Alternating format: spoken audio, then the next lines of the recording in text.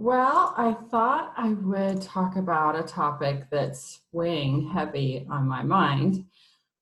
I'm Katherine Hood. I am the founder of Power Up. It's a coaching program, or actually multiple programs. But I want to know, do you feel hungry all the time? Do you find yourself compulsively thinking about food? Do you eat when you're stressed, maybe anxious or depressed? Do you eat too much and then beat yourself up? Do you find yourself sabotaging your weight or your health with overeating, well, where you just can't stop? Well, I'm Katherine Hood. I empower individuals to make lasting changes in their lives. I love to help create healthy lifestyles that are right for you.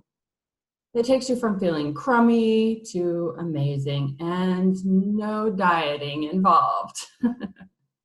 I'm a certified healthy lifestyle coach and instructor. Today's topic is emotional hunger versus physical hunger. Physical and emotional hunger may be easily confused, but there are some big differences between the two. And I want to ask you, do you know what the differences are between the two? You can go ahead and put your comments below or what your thoughts are on this topic. I would love to hear from you. So how would you know that you're physically hungry? Maybe physical hunger is when your body signals to you that you've actually hungry, that maybe your stomach growls, maybe you have stomach pains, maybe you hear the grumbling or rumbling in your stomach. Right. Those are physical signs of hunger. Other ones might be low energy, maybe a shift in your mood, or you get hangry. I know I do.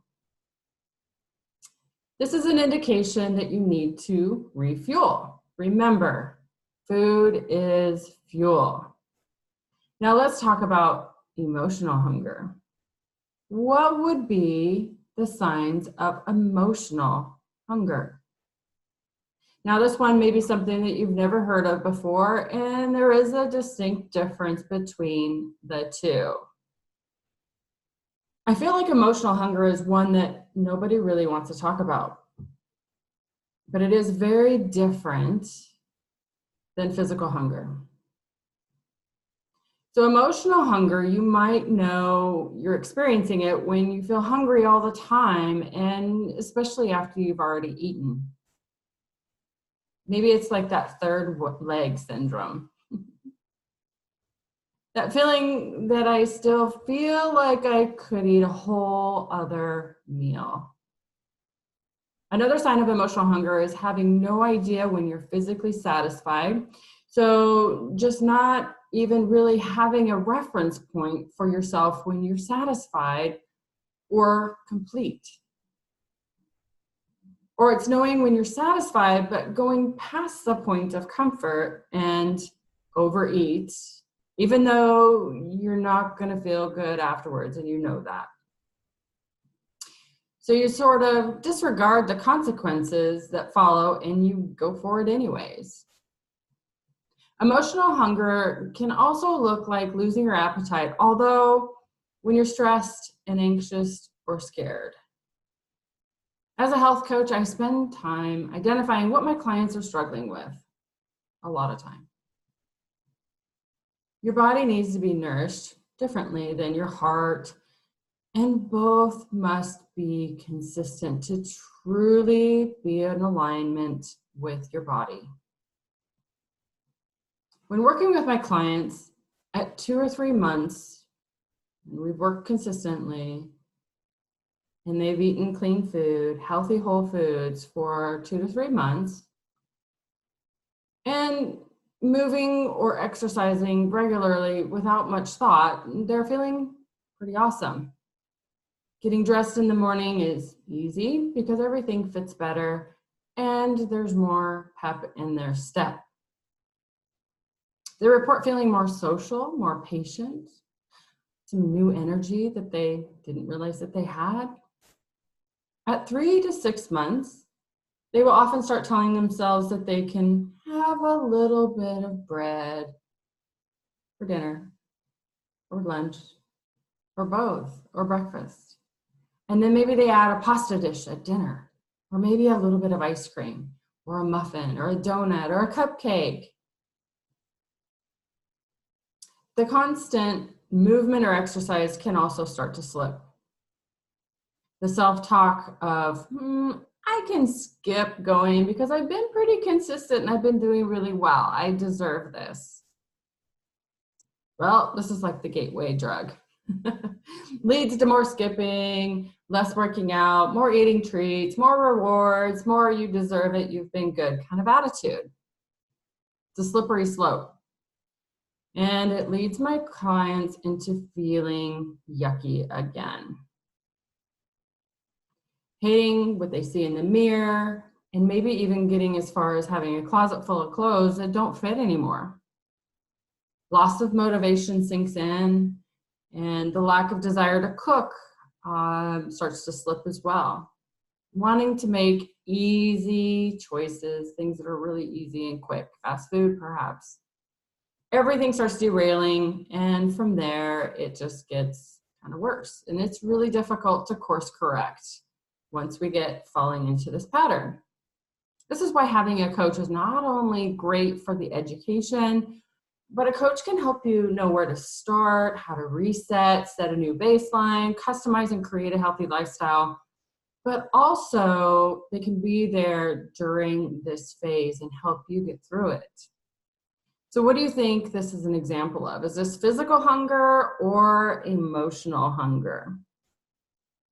One thing that we could look at is, what is the trigger? Right? What started this pattern? So what was the trigger that started the eating of the reward foods that, are actually vices for most individuals, like the ice creams and the cupcakes and the donuts? So vices would be, even pastries or alcohol or chocolate, baked goods, heavy carbs. Vices can provide a sense of being naughty in some way, but makes sense for someone that wants to feel good, even if it's briefly. One indication or flag is when someone says, I've been good, and therefore I wanted to reward myself or start allowing myself to have that because I've been good. This is the area we want to get super curious. There is a lightness to what comes with losing weight, right? And eating clean does take time for our bodies to calibrate. We might want to reach for heavy foods to make sure that we don't float away. So the statement of I've been good is also a sign that the inner critic has gotten quiet. Why? Well, because we've lost weight and there's nothing left to criticize. There's something else worth getting curious about, because the kinds of foods that we commonly reach for, those vices, like the heavy carbs, the bread, the ice cream, maybe even the fancy coffee drinks, and trust me, I know from experience, these are comfort foods. Comfort foods are called comfort foods because they actually raise our serotonin levels, which are the feel-good chemicals in our brain, but of course, is only a temporary feel-good. What happens with a temporary feel-good or high? Well, it's like that sugar high, it's that sugar rush, it's that high. Your glucose levels rise and then they crash. What also happens when this cycle happens, the rise and the fall, you actually knock yourself out of the fat burning zone as well. So if your goal is weight loss or maintain a lean body mass, then this roller coaster is sending you in and out of the fat burning zone quickly. When crashing, you will need another pick-me-up because you'll feel low, right? So you'll reach again for some comfort foods to get another serotonin jolt. And this is where the binge cycle and sabotage begins.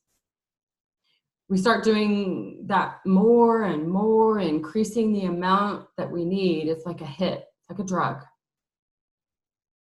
So I like to get curious. I might focus on the moment when someone is making the decision to have that food that is ultimately not alignment with what their health goals are. So what is happening in that moment? Where are you? What's happening? What's happening around you? Maybe we need to rewind all the way back to that morning. Was there a fight with your spouse or a struggle at school or at work? Did you have a difficult time getting your child off to school? Maybe there was bad news or something that's stressing you out or frustrating you. What is the trigger that is wanting you to be numbed out or comforted? Life does throw us curveballs. There are some areas of life where we feel disempowered, and we use food to numb the pain, maybe the emotions, where we're not feeling good. This is not physical hunger, guys. This is emotional hunger. I would say in our culture, we don't have a lot of rituals about fully feeling our emotions. So we mostly learn to keep that private, isolate it, hide it, bury it, don't talk about it. We have often gotten into that state of mind or mood in order to interact with other people versus allowing other people to socially support us and feel these big emotions. We are very afraid of pain in this culture, of feeling what we feel, so we tend to isolate or self-medicate with food. Emotional eating is a very common way to soothe strong emotions. Of course, we got antidepressants, anti-anxiety meds, but that's a whole different topic. I'm talking today about self-medicating with food. What I see over and over again is the chronic yo-yo dieters, or people that binge eat, emotionally eat, food addicts, and they're using food to solve their problems or their challenges. They're using dieting or more restriction or militant exercises, eating less, punishment, exercise more, bargaining, deprivation, punishment again. Sometimes it's multiple or all of these. So if I'm good today, then I'll give myself a treat tomorrow. It's hard to sustain that, and then we feel shamed or guilt about falling off track. Then we say things like, why do I do that to myself? I'm such a loser. I'm so ugly. I'm disgusting. Such a failure. We stand in front of the mirror, possibly naked, and we analyze our bodies, or maybe we lay in bed and feel our bodies and think, what's happening? Why am I doing this to myself? You know what I'm talking about. We all pick apart our own bodies and pick out our own flaws, right? We can't solve this challenge at the physical level. Otherwise, we'd all be on the treadmill, going nowhere fast except more shame and guilt, breaking down our self-esteem. The emotional hunger is usually the last place that people go to solve their challenge in some area or fashion of their life. They're likely craving some kind of tending, and sometimes we feel helpless or hopeless to tackle that area of our lives, so we numb it out, right? But do we care? We're just afraid of doing the work, and frankly, we most likely haven't had much support at home or work or in our environment. But here's the thing, I support people. That's what my job is. I will hold your hand, and so that you can face these big life feelings. So you're not by yourself. Ultimately, it's usually not about losing weight. It's about loving ourselves more. Knowing ourselves, learning how to say, even though I overate today, I still love myself. I love myself even though I'm not the weight that I really want. Maybe I'm not the weight that I was in high school or college, but I love myself. I love myself even though I don't have a perfect marriage. I love myself even though I'm experiencing a financial setback. Feel free to post below a setback or challenge that you're having that might be triggering some emotional eating. You can also type below, I love myself even though, and finish that sentence. We need to put our imperfections aside. We really do. Let go is the first step in healing. I love myself even though I made a mistake at work. I love myself even though I binged. I love myself even though I didn't exercise at all last month, but I'm going to start. I want to see what comes up for you. What's your declaration? We need more unconditional love for ourselves. So here's what comes up by doing this.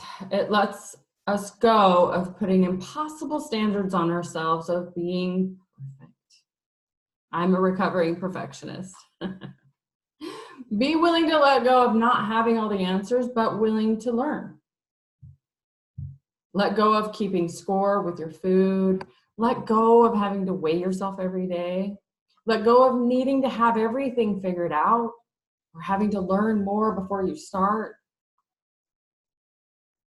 If we don't have a distinction for our emotional hunger, then we can physically eat but never actually feel full.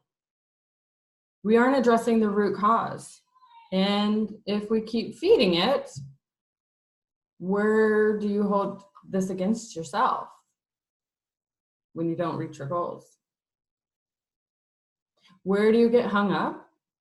And when you feel like you're not being a perfect human being, how does this impact your relationship with food? Where do you accuse yourself of not being better already or not having it figured out? It's not about having it all figured out. Being perfect is actually the opposite. It's making room for yourself to be a flawed human being and being accepting of where you are in the moment and loving yourself. I'm not perfect, but I am perfect as I am. I am a work in progress. I mean that from the bottom of my heart. It's a journey of letting go of the previous conditions that we place on ourselves and our bodies. Once you start incorporating this distinction between physical and emotional hunger, you will discover a much more holistic relationship with yourself and your body. When we're no longer afraid to feel our feelings or emotions, we're no longer hiding them, stuffing them, burying them. When we no longer need to self-medicate our emotional hunger with food, the weight will naturally start to fall away because we're feeling the void with non-food enjoyment. What is your relationship with emotional hunger? Do you tend to eat behind your own back? Do you deprive yourself of eating when you have big feelings? Do you know what the difference is between physical and emotional hunger? Come at it with curiosity. What am I hungry for? What am I craving? Is it physical or emotional? I'm curious how this is landing for you. I would love to hear from you. Feel free to post a comment below. If you're interested in me helping you discover your emotional hunger and how to embrace it or work through it, I'd love to help you. Feel free to contact me. I'll put the link below, and I look forward to hearing from you. Bye.